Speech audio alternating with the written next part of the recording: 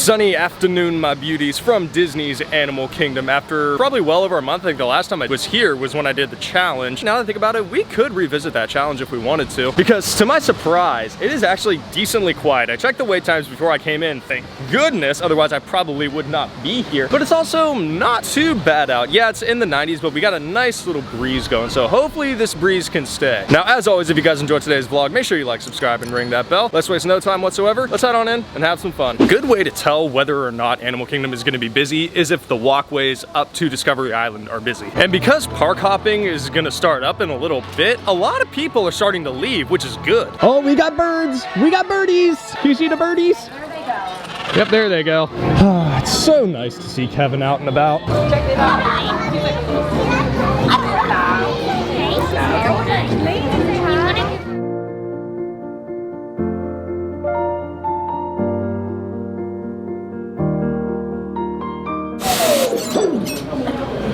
Hello there. Welcome to our little trans-dimensional joyride, folks. I'm Dr. Seeker, your friendly controller and a heck of a paleontologist. If I do say so myself. But let's not talk about me. Let's talk about you and how you can help me make history today With the cosmic generator. It's like this. If I can bring you back from the Cretaceous period, it stands to reason that I can bring back a live dinosaur with you. And not just any dinosaur. Take a look at this guy. He's an iguanodon, and I'm certain that he is the key to understanding these magnificent creatures.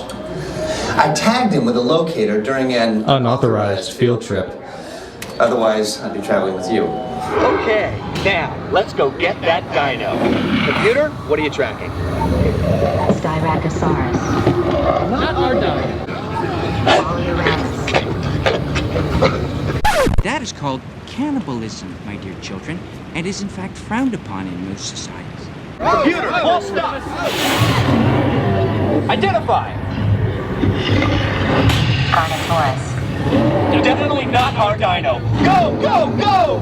Computer, slow, and identify. Sauropod.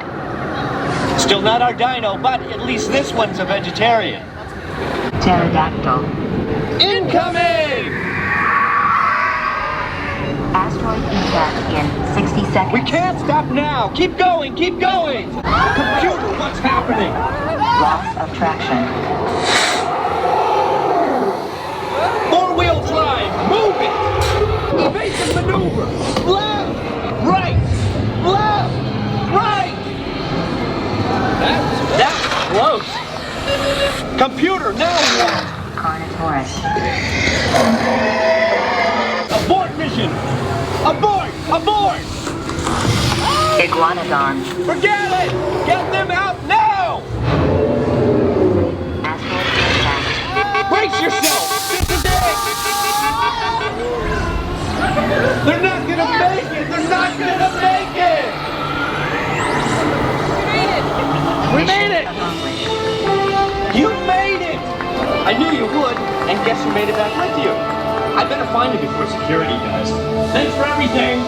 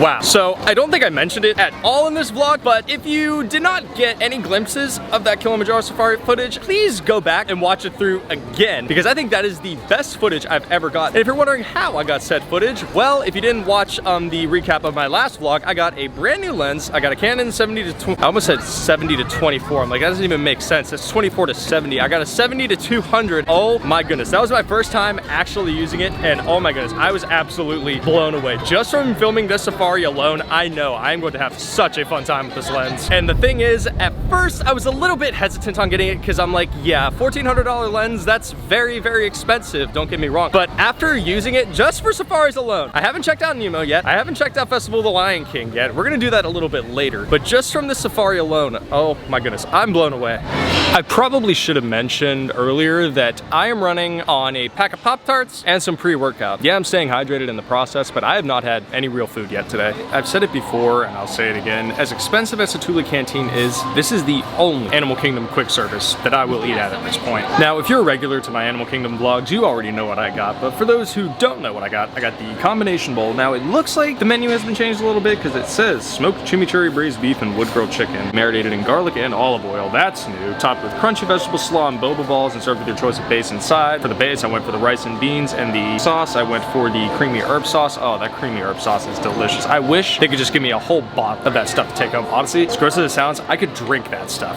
out of a bottle if I could. But like from a visual, nothing looks different. Beef and chicken. Oh, okay. Oh, so it's pulled beef instead of like steak. Let's go for it, I guess. I don't know.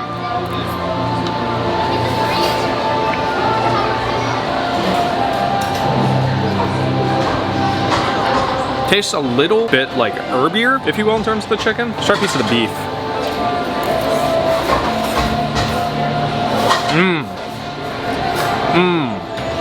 Oh. That beef definitely has a lot more flavor to it than before. Oh wow. If they did for sure change it, they definitely changed it for the better. But if we can get the camera to stay, I'll actually do a proper bite. Let's see, let's try and get a good amount of stuff on this. Oh geez, I'm about to make a huge mess.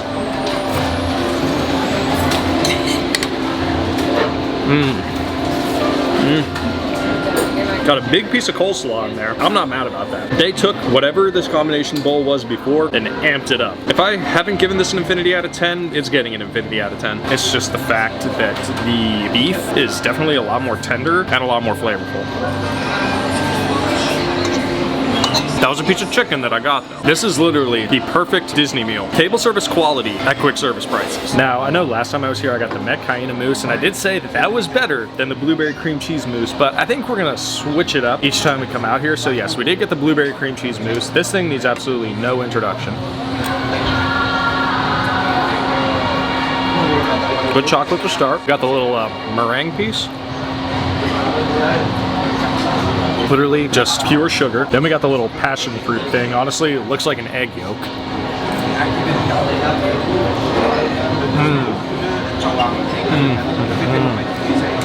Oh, that piece is always amazing. Now we get to dig in to the precious. Okay, I'm excited.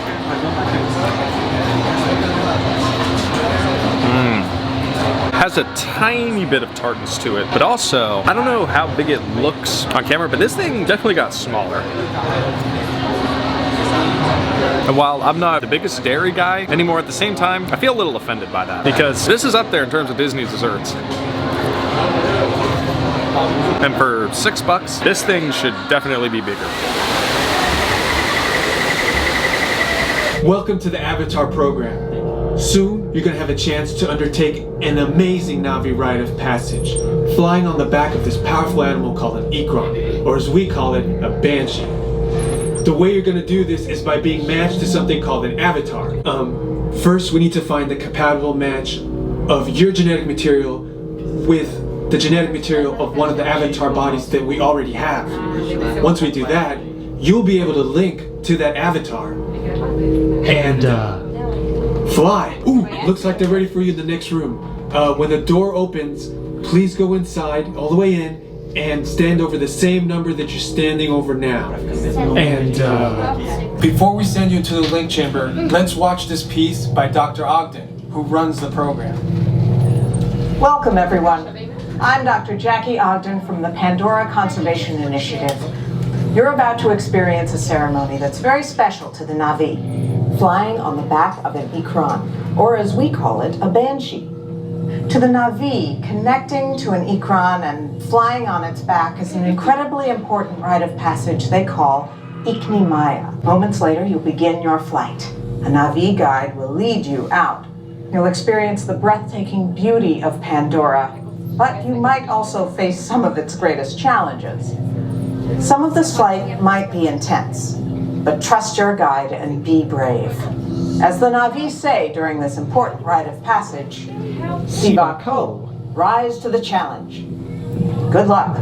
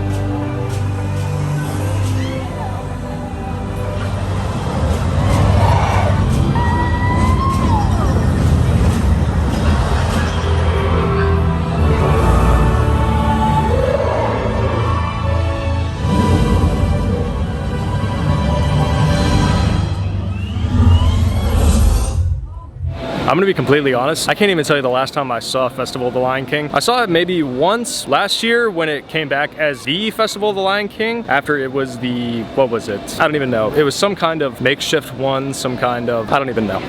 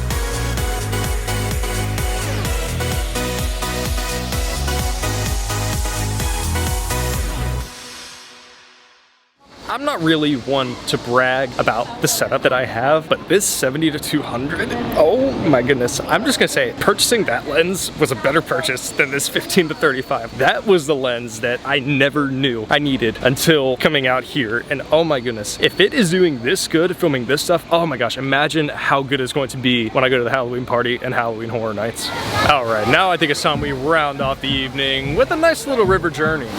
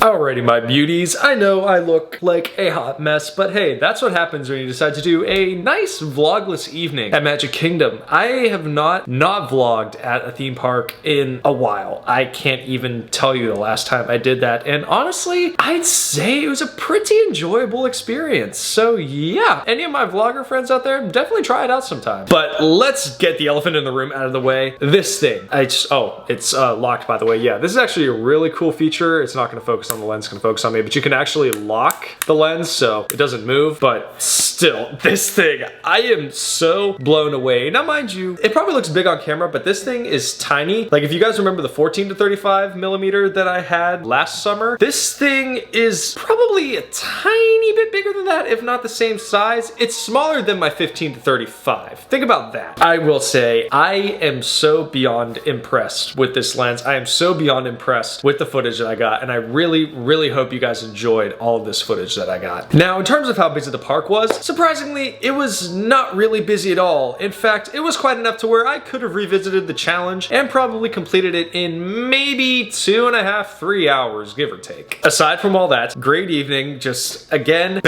honestly, best purchase I think I've ever made in my life, period. I know some people will say, well, Aiden, what about your car? Well, it's a car. People need cars nowadays, especially here in Central Florida. I would have told you that the 15-35 was the best purchase I ever made, and it's still a fantastic lens. Just the bokeh that it gives off is fantastic. But this thing, at first I didn't think even 200mm would be enough, because that's what this goes up to, but oh my goodness, I am so beyond impressed. And mind you, this is an f4 lens, not even an f2.8, and for 1,300 bucks, pretty solid purchase. But now I am going to continue to watch, yeah, Elemental is almost on over there. If I can put the camera back in place, please. Yeah, Elemental has been on digital for a couple days now, and I've watched it, I would say, at least 5 times a day ever since. But with all that out of the way, we do this every single week, so make sure you like, subscribe, and ring that bell. Alrighty, my beauties, I love y'all. Take care, and I'll see y'all next time.